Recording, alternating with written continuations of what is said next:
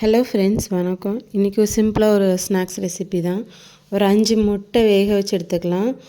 ஒரு 4 உருளைக்கிழங்கையும் வேக வச்சு எடுத்துக்கலாம். தேவையான அளவு வெங்காயம், பச்சை மிளகாய் இது எல்லாத்தையும் வெட்டி வச்சுக்கலாம். நம்ம உருளைக்கிழங்க மசிச்சு வச்சுக்கலாம்.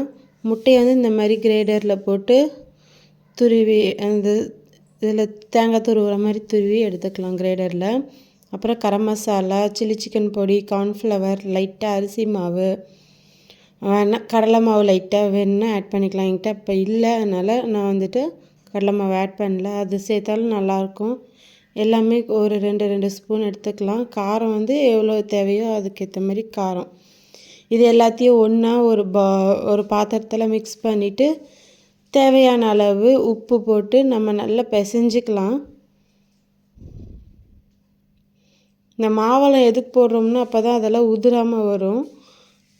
அதனால தான் இந்த மாதிரி உருண்டை குட்டி நம்ம எவ்வளோ உருண்டை தேவையோ அதை உருண்டை பிடிச்சி வச்சுக்கிட்டு இந்த மாதிரி ரஸ்க்கு பவுட்ரு பண்ணி வச்சுருக்கேன் நான்.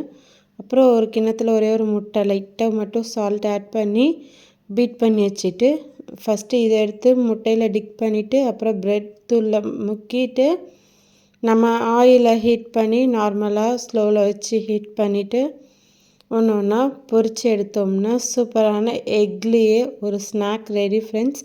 இதை வெறும் வெஜிடபிள்ஸ்லேயும் நம்ம பண்ணிக்கலாம். எக் வேண்டான்றவங்க இதை ட்ரை பண்ணி பார்த்துட்டு எப்படி இருக்குன்னு கமெண்ட் பாக்ஸில் கமெண்ட் பண்ணுங்கள் ஃப்ரெண்ட்ஸ். பிடிச்சிருந்தால் லைக் பண்ணுங்கள், ஷேர் பண்ணுங்கள், சப்போர்ட் பண்ணுங்கள் ஃப்ரெண்ட்ஸ். தேங்க்யூ. தேங்க்ஸ் ஃபார் வாட்சிங்.